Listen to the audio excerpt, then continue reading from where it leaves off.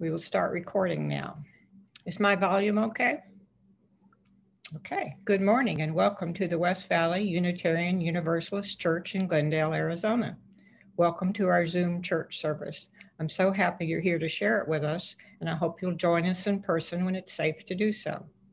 My name is Sandra Mahoney, and I'm your worship associate for this service. Paul Darling is the host and is the one showing the slides and playing the videos and music as needed, and Barry Linden is the co-host. Parts of the service will be recorded and uploaded to our YouTube channel for later viewing. Due to copyright issues, some of the music will not be recorded, and we will also stop the recording prior to doing our joys and concerns at the end of the service.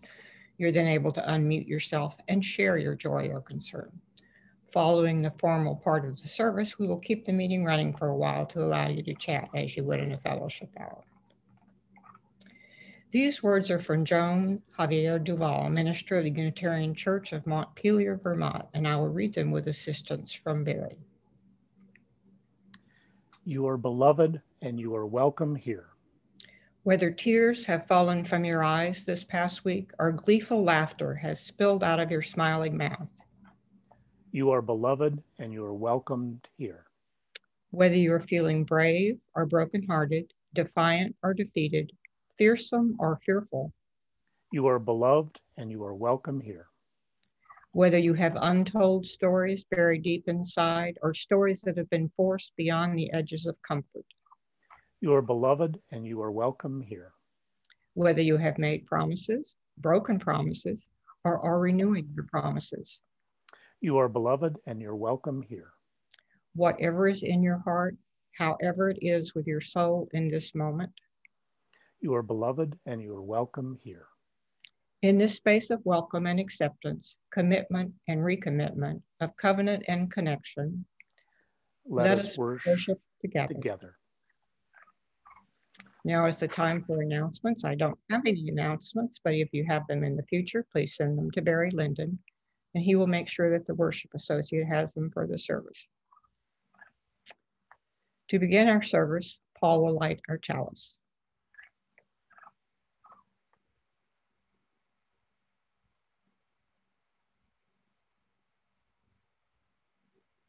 Maureen Killeran wrote, "We come together without creed. In this free church, we come together without creed, focusing instead on the core values of justice, empathy, and compassion, of mutual acceptance of our diverse ways of being as we seek to connect ourselves more fully with the unfolding truths of life and of our world. We come together in shared conviction that all people deserve a voice in matters that concern them, and that it is up to each of us to protect the rights of all, particularly those who, for whatever reason, have long been held in silence. We come together in the stubborn belief that community is possible and that peace is more than a dream. We commit together to affirm in our actions, as well as our words, the inherent worth and dignity of every human being. We come together in awareness of our interdependence with all humanity and with the wider web of existence, for that too is part of what we mean by we. In this free church, we come together without creed, believing that the way we live in the world bears testament to the value of our beliefs. We light this chalice then as a beacon of hope for those who have gathered here this day, for all who have ever walked through our doors, for those who may yet find their spiritual home, and for those whose paths will never come our way. For all this, and for all those things we dare to hope and dream, we kindle our chalice flame this day. Please join me in reading our covenant as Paul puts it on the screen. Love is the doctrine of our congregation. The quest for truth is our holy right, and service is our prayer. To dwell together in peace, to seek knowledge and freedom, to serve humankind in friendship. Thus do we covenant. Our Unitarian Universalist faith has 7 principles, and an 8th has been proposed and adopted by several congregations. Our first principle affirms the inherent worth and dignity of every person. Dr. Rebecca Ann Parker has written, reverence and respect for human nature is at the core of the Unitarian Universalist faith. We believe that all the dimensions of our being carry the potential to do good. We celebrate the gifts of being human, our intelligence and capacity for observation and reason, our senses and ability to appreciate beauty, our creativity, our feelings and emotions. We cherish our bodies as well as our souls. We can use our gifts to offer love, to work for justice, to heal injury, to create pleasure for ourselves and others. Just to be is a blessing. Just to live is holy. The great 20th century Rabbi Abraham Heschel wrote, Unitarian Universalists affirm the inherent worth and dignity of each person as a given of faith, an unshakable conviction, calling us to self-respect and respect others. And it is now time for our offering. This community is a refuge where we support each other and act as a beacon for the rest of the world. While our annual pledge drives sustain our church by helping with our financial obligations for our land and buildings, our offerings each Sunday are a way to recommit to the church and to our members, friends, and at times the wider community. The offertory is an opportunity for those who are not members or who have not pledged to send in money to support this church. As Erica Hewitt has stated, our offering is an affirmation, a yes. When we give, we say yes to something we value. With our gifts, freely given, may we say yes to the values of our faith. May our offering help us practice Unitarian Universalism within and beyond our congregation as tools to empower our mission. Please join me in giving so that we may continue to have a place that fortifies and challenges us in these trying and troubled times. You may write a check to the church and mail it to the church. You may mail it to Mark Olerking, or you may use the PayPal link noted in the chat. We will now hear the offertory.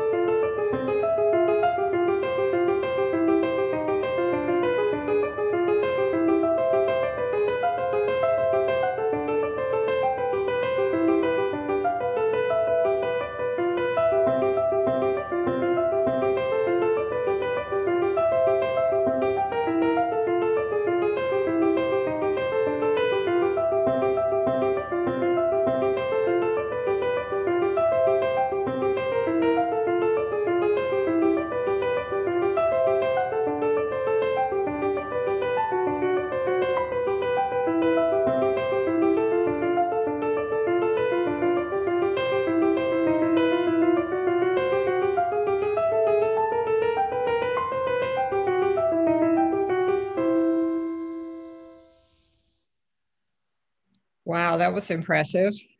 Thank you, Rocky. Thank you all also for your generosity.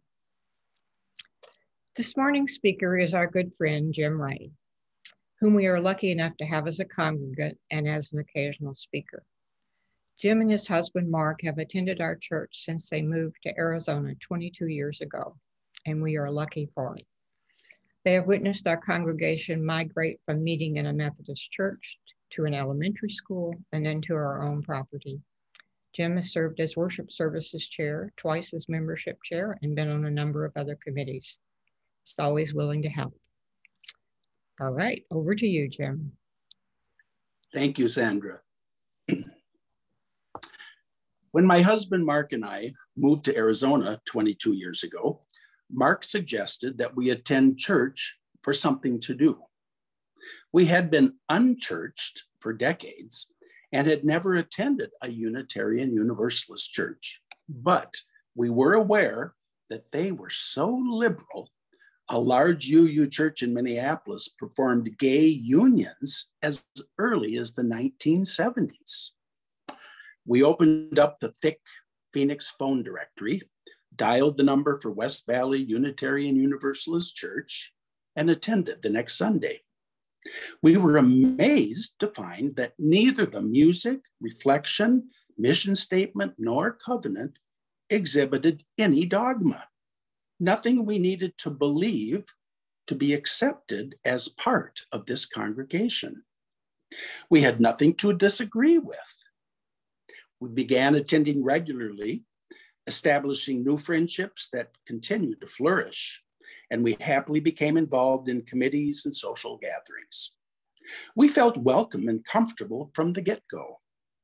So we were surprised about 12 years ago when we learned that the Unitarian Universalist Association headquarters in Boston was encouraging congregations to become official welcoming congregations, to take steps to understand and accept and embrace members and friends of varied sexuality and genders.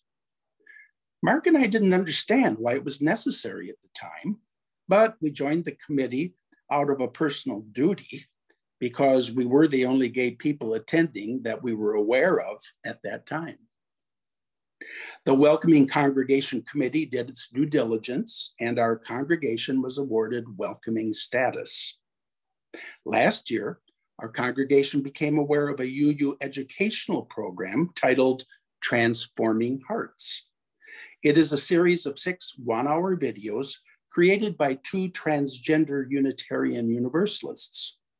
The videos revealed their personal life experiences and educated us in how to be more understanding, welcoming, and inclusive of transgender people that we may meet in our daily lives and at our church. Sandra Mahoney and I facilitated separate 6 one-hour weekly Zoom discussion sessions with interested members and friends of our congregation. Each participant was encouraged to view the one-hour video on their own before the discussion and to explore the additional resource information links and the suggested discussion questions. The 6 Saturday morning one-hour Zoom discussions that I facilitated involved 10 to 15 participants. I was amazed how much I learned from the course material and from the participants in my group who shared personal experiences of their association with transgenders. By the way, referring to transgender persons as transgendered is considered negative. Just as I do not identify heterosexual friends as straighted, and they do not consider me gay or homosexual, simply say a transgender person. There is widespread confusion in understanding words and terms regarding sexuality and gender, words and terms that are often subtle and complicated. As I share definitions of several words regarding gender and sexuality, I feel compelled to say that an important lesson that I learned in our Zoom discussions concerning transforming hearts, respecting transgender folks, appreciating them, and including them, is this: sex is between our legs. Gender is between our ears. Ponder that for a moment. Sex is between our legs. Gender is between our ears. I am a cisgender gay male. Until recently, I had no idea what cisgender means. C-I-S-G-E-N-D-E-R. Cisgender is a term used to describe a person whose gender identity aligns with those typically associated with the sex assigned to them at birth. Many Americans refrain from talking about sexual orientation and gender identity or expression because it feels taboo, or because they're afraid of saying the wrong thing. A glossary was composed by the HRC, the Human Rights Campaign, to provide people with words and meanings to help make conversations easier and more comfortable. LGBTQ people use a variety of terms to identify themselves, it's always best to listen for and respect each person's self-identified terminology. Here are several descriptive words. Some will probably be familiar to you and some perhaps not. Asexual is the lack of a sexual attraction or desire for other people. Bisexual is a person emotionally, romantically, or sexually attracted to more than one sex, gender, or gender identity, though not necessarily simultaneously in the same way or to the same degree. The term bisexual is sometimes used interchangeably with pansexual. Bisexual, pansexual. Gender dysphoria describes clinically significant distress caused when a person's assigned birth gender is not the same as the one with which they identify. Gender expression refers to the external appearance of one's gender identity, usually expressed through behavior, clothing, body characteristics, or voice, and which may or may not conform to socially defined behaviors and characteristics typically associated with being either masculine or feminine. Gender fluid defines a person who does not identify with a single fixed gender or has a fluid or unfixed gender identity. And gender identity is one's innermost concept of self as male, female, a blend of both or neither. It's how individuals perceive themselves and what they call themselves. One's gender identity can be the same or different from their sex assigned at birth.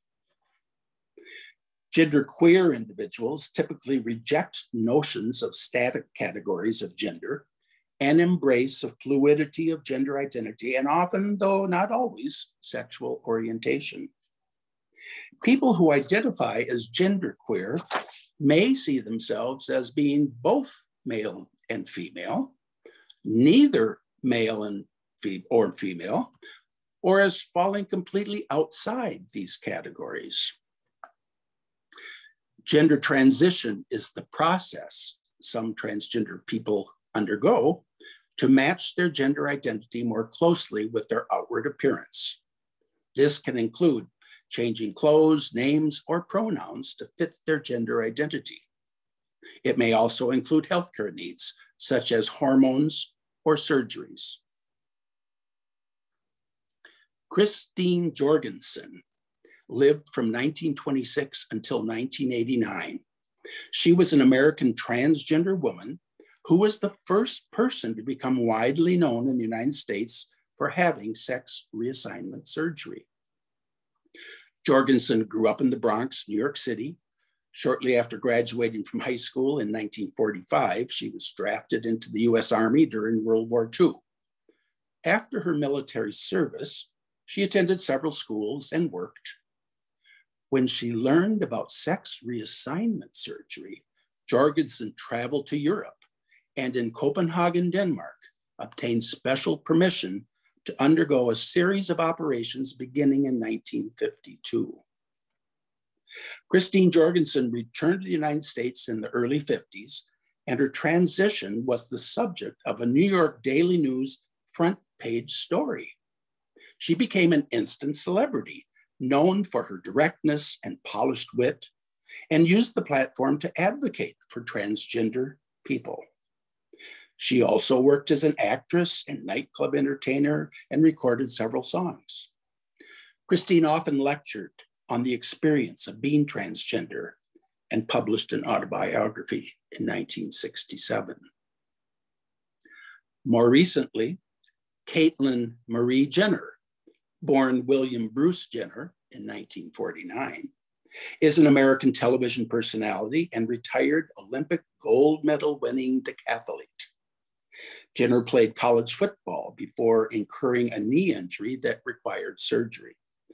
Convinced to try the decathlon, Jenner had a 6-year decathlon career, culminating in winning the men's decathlon event at the 1976 Summer Olympics in Montreal, setting a third successive world record and gaining fame as an all-American hero.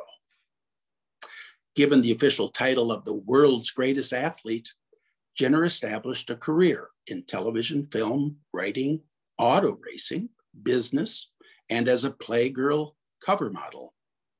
I remember him on the Wheaties box. Assigned male at birth, Caitlyn Jenner publicly came out as a trans woman in 2015. Her new name was publicly announced, with her name and gender legally changed soon after. Jenner starred in the reality television series I Am Kate, which focused on her gender transition. In 2017, she underwent sex reassignment surgery. Caitlyn Jenner has been called the most famous transgender woman in the world. Continuing with our glossary, intersex. Intersex people are born with a variety of differences in their sex traits and reproductive anatomy. There's a wide variety of difference among intersex variations, including differences in genitalia, chromosomes, gonads, internal sex organs, hormone production, hormone response, and/or secondary traits. Non-binary. In mathematics, binary describes a number system based only on numerals 0 and 1, 0 and 1. In this glossary, non-binary is an adjective describing a person who does not identify exclusively as a man or a woman. Non-binary people may identify as being both a man and a woman, somewhere in between, or as falling completely outside these categories. While many also identify as transgender, not all non-binary people do. Non-binary can also be used as an umbrella term encompassing identities such as agender, bigender, genderqueer, or gender fluid. This becomes quite confusing, so I say again, it is always best to listen for and respect each person's self-identified terminology. Questioning is a term used to describe people who are in the process of exploring their sexual orientation or gender identity.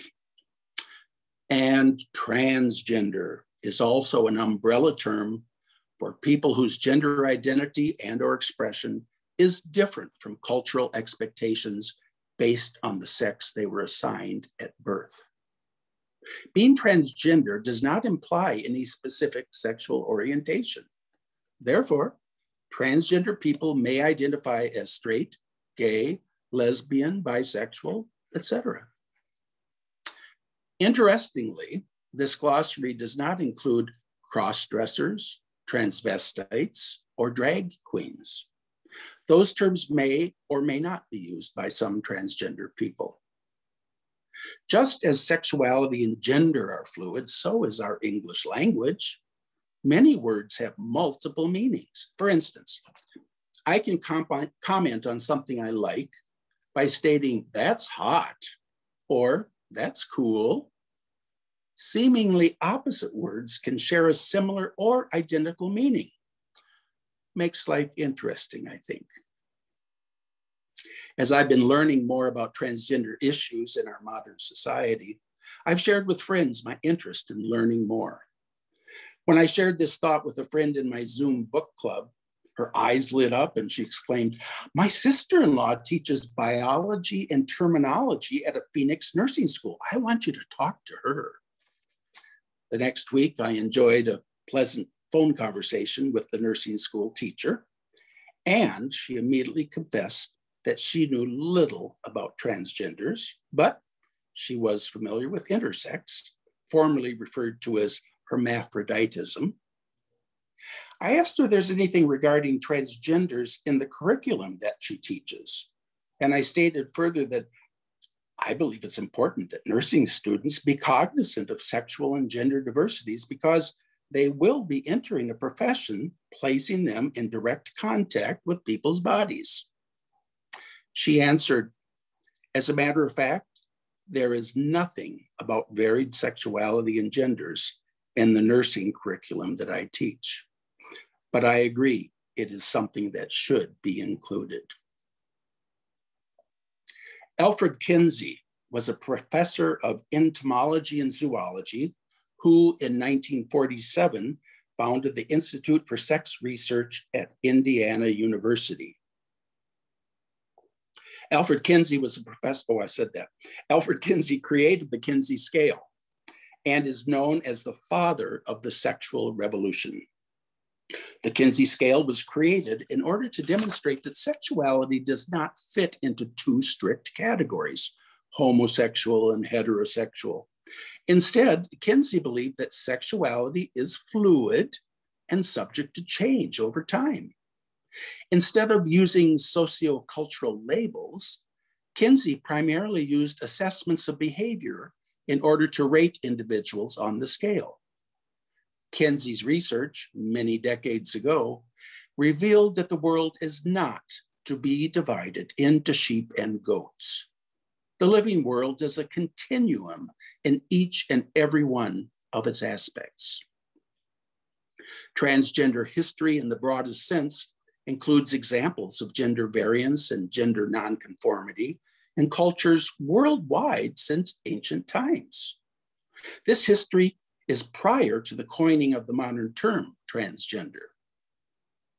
Sumerian manuscripts from 4,500 years ago document transgender or transvestite priests known as Gala and by other names. In the Middle Ages, accounts around Europe document trans men. Ancient Egypt had third gender categories, including for eunuchs.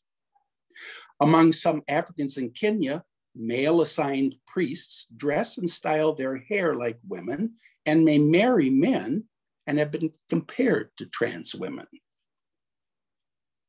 Prior to Western contact, some native North American tribes had third gender roles.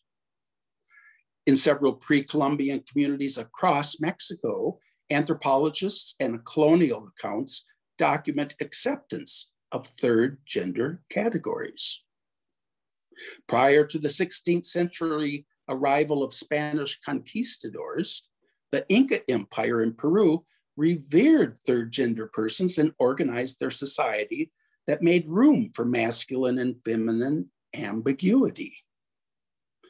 Cross-gender behavior has long been common in Chinese theater. Indian manuscripts from 3,000 years ago document a third gender. In Sanskrit writings, it is said that before creation, the world lacked all distinctions, including of sex and gender.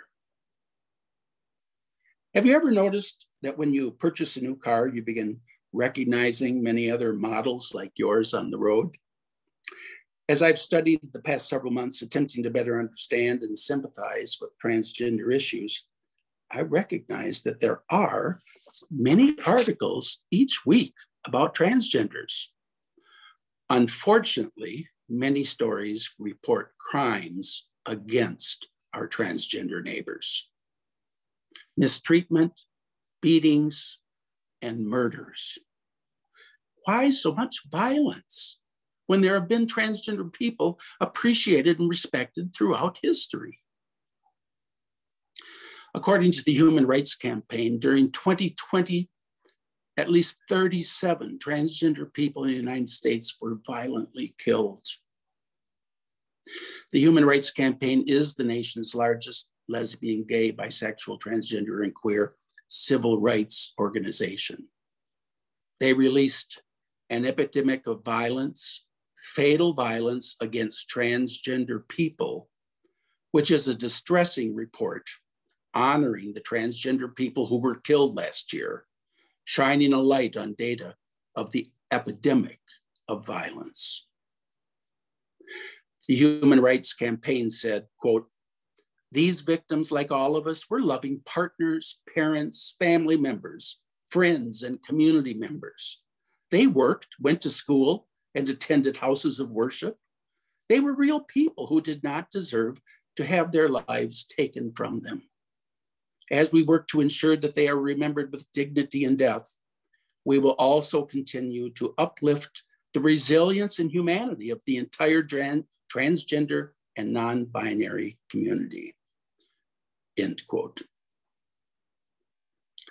Author Kimberly Starr wrote, "The ways people are different from you does not make them unequal to you." I believe that we can best respect and welcome transgender people into our lives and into our congregation by practicing kindness and respect. When we're able to meet again in person in our beautiful church campus, may we make a conscious decision to greet everyone we can. May we attempt to welcome all visitors and personally invite them to join our social hour. In our personal lives, may we feel compelled to keep reading about and talking about transgender issues. I firmly believe that when we dare to learn and share, the more knowledge we accumulate concerning transgender issues, the better persons we will be and the better our world will be. In closing, the butterfly effect is an idea that a small change can make much bigger changes happen. One small incident can have a big impact on the future. The term butterfly effect comes from an analogy where a butterfly flaps its wings in Tokyo, and that can have an effect on a tornado occurring in Tennessee. Weather is difficult to forecast because small changes can have an impact on the weather. Butterflies cannot see their own powerful yet delicate, beautiful wings, but we can. You may sometimes not realize or recognize your own beauty, but we can. May we be encouraged to first love and respect ourselves, and then to respect each person we meet, no matter how similar or different they may be.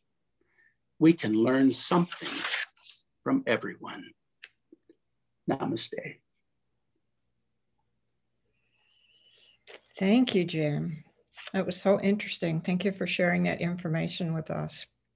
It was so rewarding to see so many of our members in the 6 weeks classes from the Transforming Hearts Collective. And it's great that we're continuing to learn more how to be welcoming, supportive, and understanding of transgender people. As our hymn today, I have chosen the song, How Can Anyone Ever Tell You, composed by Libby Roderick, which always moves me. The following beautiful recording by the Sacramento Gay Men's Chorus is used with their permission.